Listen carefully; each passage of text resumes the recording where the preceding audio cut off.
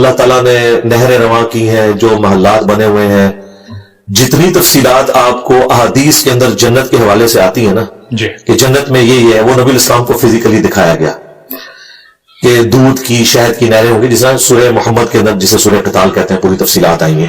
بسم اللہ الرحمن الرحیم۔ اللہ پاک کے بابرکت نام کے ساتھ ویڈیو کا آغاز کرتی ہوں اور آپ کو خوش آمدید کہتی ہوں اپنا ریئیکشن چینل پر۔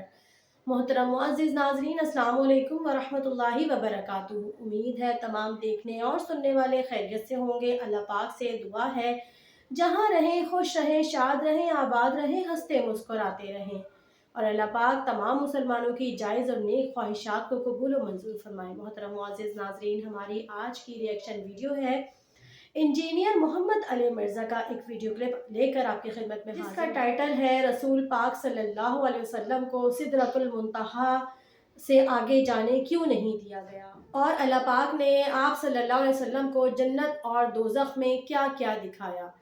تو آپ سے گزارش ہے کہ ویڈیو کو کمپلیٹ دیکھیے گا۔ ہیں ویڈیو کی جانب۔ جب شب معراج کی بات ہوتی ہے، ظاہر ایک معجزہ، بارز معجزہ جو قرآن مجید میں اس کا ذکر آیا، تو براق کے اوپر بیٹھ کے رسول خدا صلی اللہ علیہ وسلم نے سفر کیا، اور جب سدرۃ المنتہا کا ذکر آتا ہے تو حدیث میں ذکر ہے کہ جبرائیل رک گئے اور کہا کہ اس سے آگے میں نہیں جاؤں گا۔ تو کیا وجہ تھی؟ کیا جبرائیل یا ملائکہ کو اس مقام پہ جانا منع تھا، یا کوئی خاص ایسی جگہ تھی جہاں پہ ملائکہ کی آج تک پہنچ نہیں ہے؟ سدرۃ المنتہا کا مطلب یہ ہے، یہ انتہائی مقام ہے، منتہا ہے، اس کے بعد مخلوق آگے نہیں جا سکتی۔ صحیح۔ ہمارے پاس ذخیرہ احادیث میں کوئی ایسی حدیث موجود نہیں ہے جس میں کوئی یہ ثابت کر سکے کہ رسول اللہ صلی اللہ علیہ وآلہ وسلم سدرۃ المنتہا سے آگے گئے ہیں۔ اچھا، نبی اسلام کی معراج کا بھی آخری مقام یہی تھا۔ صحیح۔ بخاری میں اتنا ملتا ہے کہ میں نے کلموں کے چلنے کی آواز سنی سدرۃ المنتہا کے اوپر۔ رسول اللہ کی جو اللہ تعالیٰ سے ملاقات ہوئی ہے، جیسا کہ اس کی شان کے لائق ہے، اس میں دیدار شامل نہیں ہے، وہ الگ سے ایک ٹاپک ہے۔ ملاقات وہ بھی اینڈ پوائنٹ جو ہے سدرۃ المنتہا ہے۔ اب اکثر لوگ یہ بھی پوچھتے ہیں کہ پھر یہ اس سفر کا مقصد کیا تھا؟ جی۔ تو وہ قرآن نے بیان کیا ہے کہ ہم اپنے بندے خاص کو اپنی نشانیاں دکھانا چاہتے تھے۔ صحیح۔ سورۃ الاسراء کے سٹارٹ میں وہ نشانیاں کہاں سے سٹارٹ ہوئی؟ وہ سنن نسائی میں حدیث تفسیر کے ساتھ موجود ہے، اور دلائل النبوہ امام بیہقی کی کتاب میں، کہ نبی اسلام جب بیت اللہ شریف سے نکلے ہیں اس براق پہ، تو سب سے پہلے آپ کو لے جایا گیا ہے حضرت موسیٰ علیہ السلام کے کوہ طور کے اوپر، وہ آپ کو زیارت کروائی گئی ہے۔ اس کے بعد نبی اسلام کو، بلکہ اس سے بھی پہلے، آپ کو مدینہ شریف دکھایا گیا اور کہا گیا یہ طیبہ ہے، یہ نبی اسلام کا ہجرت کے بعد مسکن بنے گا۔ صحیح، ٹھیک ہے۔ یہ حدیث اس بات کا ثبوت ہے کہ واقعہ معراج ہجرت سے پہلے ہوا ہے، کیونکہ حضور کو بتایا گیا آپ نے الٹیمیٹلی یہاں آنا ہے۔ پھر آپ کو کوہ طور، جہاں پہ موسیٰ علیہ السلام اور اللہ تعالیٰ کی ملاقات تھی، وہ دکھایا گیا۔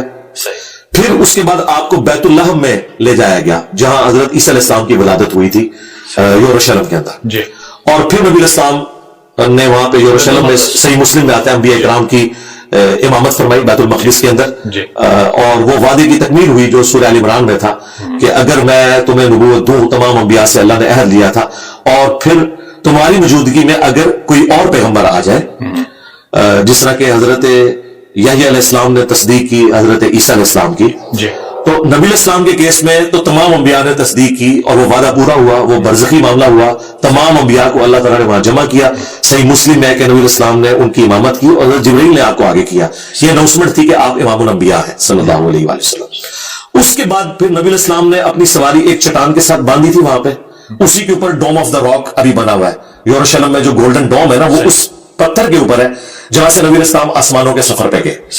آسمانوں کے سفر میں آپ نے ساتوں آسمان، پہلے آسمان کے اوپر آدم علیہ السلام سے ملاقات ہوئی، بخاری مسلم میں آتا ہے، دوسرے آسمان پہ حضرت عیسیٰ اور یحییٰ کے ساتھ، تیسرے آسمان کے اوپر یوسف علیہ السلام کے ساتھ ملاقات ہوئی، اور چوتھے کے اوپر ادریس علیہ السلام، پانچویں پہ ہارون علیہ السلام، چھٹے پہ موسیٰ علیہ السلام، اور ساتویں پر جد امجد سیدنا ابراہیم علیہ السلام سے ملاقات ہوئی۔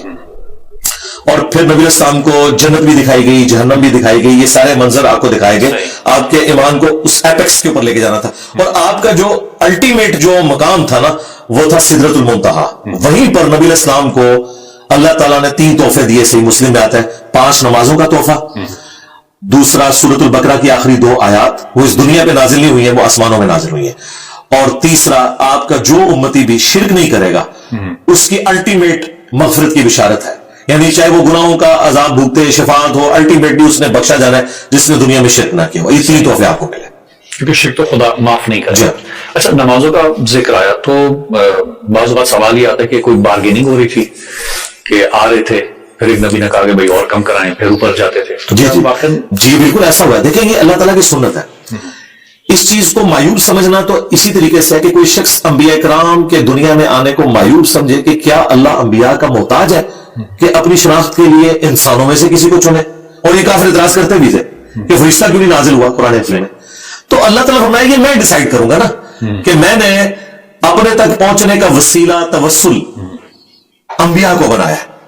جو انبیاء کی پیروی کریں گے وہ میرے تک پہنچیں گے اور جو انبیاء کرام کی پیروی نہیں کریں گے خواہ وہ اپنے آپ کو جتنا مرضی نیک سمجھیں جو مرضی اچھے اعمال کریں اللہ کے حضور وہ زیرو سے ملٹی پلائیں گے جب تک وہ انبیاء کا پیٹرن اڈاپٹ نہیں کرتے. یہ بارگیننگ والا جو معاملہ ہے یہ بخاری مسلم دونوں میں رپورٹ ہوا ہے.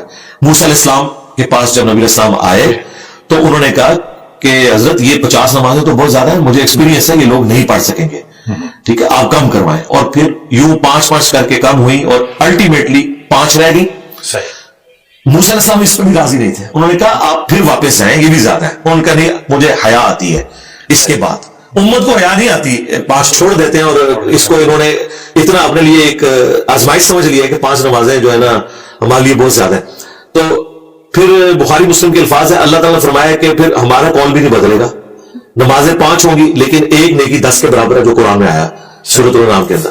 یہ پڑھیں گے 5 ثواب 50 کا ہوگا. یعنی اللہ کا قول بھی اپنی جگہ موجود ہے. نبی علیہ السلام کو جو اللہ تعالیٰ نے نوازش فرمائی اور نوازش آپ کے ذریعے پوری امت کے اوپر ہوئی تو موسیٰ علیہ السلام کے بھی ہم شکر گزار ہیں. شکریہ موسیٰ علیہ السلام. صحیح چلیں. اچھا اب یہ جو مناظر دکھائے گئے ظاہر ہے کوئی حکمت تھی لیکن کیا کوئی مناظر کے بارے میں کچھ بیان ہوا ہے کہ جنت کے کون سے مناظر دکھائے گئے کیا چیز دکھائی گئی اور جہنم کے کون سے مناظر رسول پاک صلی اللہ علیہ وسلم کو دکھائے گئے؟ دیکھیں جنت میں جو اللہ تعالیٰ نے نہریں رواں کی ہیں جو محلات بنے ہوئے ہیں جتنی تفصیلات آپ کو احادیث کے اندر جنت کے حوالے سے آتی ہیں نا کہ جنت میں یہ ہے وہ نبی الاسلام کو فزیکلی دکھایا گیا کہ دودھ کی شہد کی نہریں ہوں گی جس طرح سورہ محمد کے اندر جسے سورہ قتال کہتے ہیں پوری تفصیلات آئی ہیں. نبی الاسلام کو فزیکلی یہ چیزیں دکھائی گئی کیونکہ انبیاء کا جو ایمان ہے اللہ تعالیٰ نے اس کو حق الیقین تک پہنچانا ہوتا ہے. تو یہ سارے مناظر آپ کو دکھائے گئے. جنتی جنت میں پہنچ چکے ہیں وہ سب کچھ آپ کو ٹائم میں ٹریول کروا کے پہلے سے دکھا دیا گیا. ظاہر ہے ابھی تو نہیں لوگ پہنچے ہوئے وہ اللہ تعالیٰ نے مستقبل دکھایا پہلے. اسی طریقے سے جہنمی جہنم میں پہنچ چکے ہیں وہ منظر بھی دکھایا. نبی الاسلام کو جہنم میں جو مختلف لوگوں کے عذابات ہیں بدکاری کرنے والوں کے چغلی کھانے والوں کے غیبت کرنے والوں کے یہ سارے کے سارے عذابات کی تفصیلات دکھائے گی.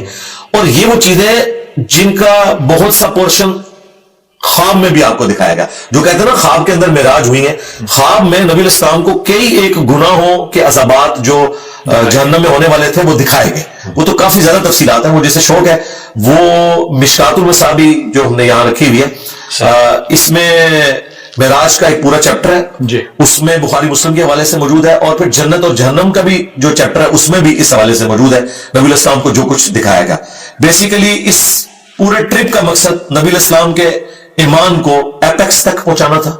ووجدک ضالا فہدی ہم نے آپ کو اپنی محبت میں خود رفتہ پایا تو ہدایت کے اعلیٰ ترین مرتبے پر پہنچا دیا. اور یہ اعلیٰ ترین مرتبہ تھا جو نبی علیہ السلام کو اللہ تعالیٰ نے شب معراج اپنی قدرت کی نشانیاں دکھائیں اور سب سے بڑھ کر جو اللہ کی اپنے پیغمبر کے ساتھ ملاقات ہوئی ہے. الحمدللہ بہت ہی پیارا انجینئر صاحب کا بیان تھا اور انہوں نے بہت ہی تفصیل کے ساتھ بہت اچھی طرح سے بتایا اور سمجھایا. میں اس ٹاپک کو لوں گی. جب آپ صلی اللہ علیہ وسلم معراج پر گئے تو آپ صلی اللہ علیہ وسلم کو اللہ پاک نے 3 تحفے عنایت فرمائے جو کہ بہت ہی قیمتی ہیں. پہلا تحفہ آپ صلی اللہ علیہ وسلم کو نماز کا دیا گیا کہ ہمارے لیے 5 نمازیں دی گئی تھیں تو اس کے لیے حضرت موسیٰ علیہ السلام کے کہنے پر آپ صلی اللہ علیہ وسلم نے دوبارہ جا کر 50 نمازوں سے 5 نمازیں کروائیں ہمارے لیے. یہ الحمدللہ ہمارے لیے بہت آسانی ہے دین میں. دوسرا تحفہ آپ صلی اللہ علیہ وسلم کو عنایت کیا گیا کہ سورہ بقرہ کی آخری 2 آیت پڑھنے کے لیے دی گئی ہیں. اور تیسرا تحفہ اللہ تعالیٰ نے آپ صلی اللہ علیہ وسلم سے فرمایا کہ بہت بڑا تحفہ ہے تیری امتیوں کے لیے کہ اگر وہ شرک نہ کریں تو بغیر حساب و کتاب جنت میں جا سکیں گے. بہت बड़ी बशारत दी आप सल्लल्लाहु अलैहि वसल्लम को अल्लाह ताला ने। उम्मीद है आपको आज की वीडियो पसंद, यानी कि बहुत अच्छी तरह से तफसील के साथ इंजीनियर साहब ने हमें बताया और समझाया है। उम्मीद है तमाम देखने और सुनने वालों को वीडियो पसंद आई होगी। अगर आपको हमारी वीडियो अच्छी लगी है तो प्लीज़ वीडियो को लाइक करिएगा, चैनल को सब्सक्राइब करिएगा। मिलते हैं एक और अच्छी सी वीडियो के साथ, तब तक के लिए अल्लाह निगहबान।